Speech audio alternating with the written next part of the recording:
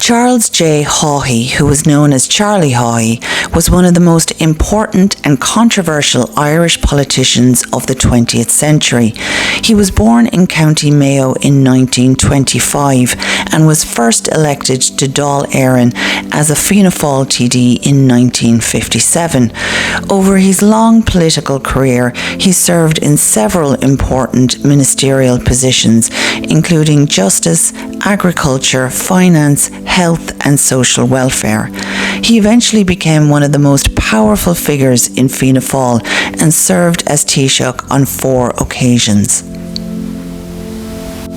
Haughey became particularly prominent during the 1960s.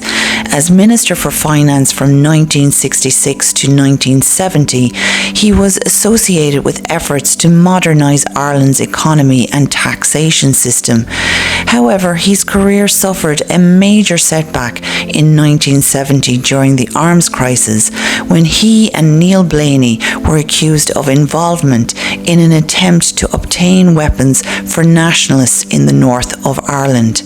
Haughey was dismissed from government, but he was subsequently acquitted at the arms trial and eventually returned to senior politics. In 1979, Haughey became leader of the Fianna Fáil party and Taoiseach for the first time. His government faced serious economic difficulties, including high unemployment and growing government debt.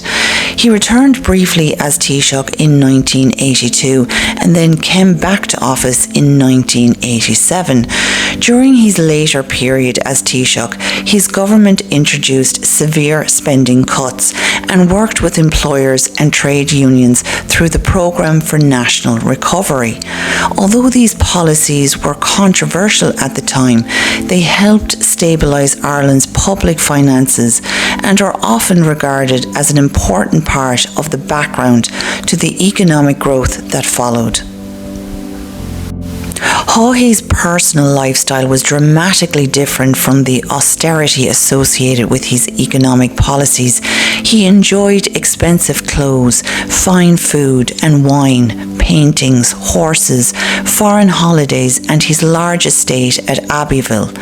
His financial affairs eventually became the subject of the Moriarty Tribunal. The tribunal examined millions of pounds that had been paid for his benefit between 1979 and 1996 and concluded that he had lived a lifestyle vastly beyond what could reasonably be explained by his income as a politician.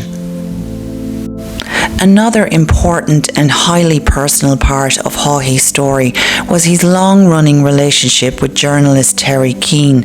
They began an affair in the early 1970s and remained involved for around 27 years while both were married to other people. Keane later publicly discussed the relationship in 1999, describing Haughey as charismatic, clever and entertaining, and saying that she believed they had loved each other.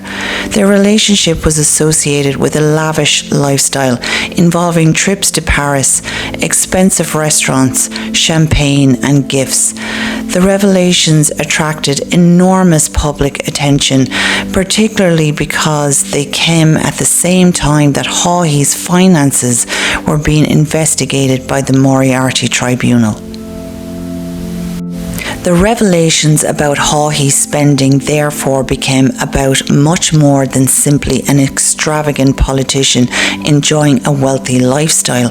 The tribunal uncovered substantial payments from wealthy businessmen and other sources, and in the year 2000 it identified payments totaling approximately 8.5 million to Haughey between 1979 and 1996, separate from his political salary and expenses.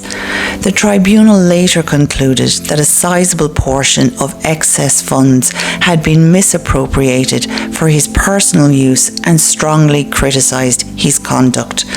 This made the contrast between Haughey's public image as a politician imposing financial restraint on the country and his own private lifestyle particularly striking.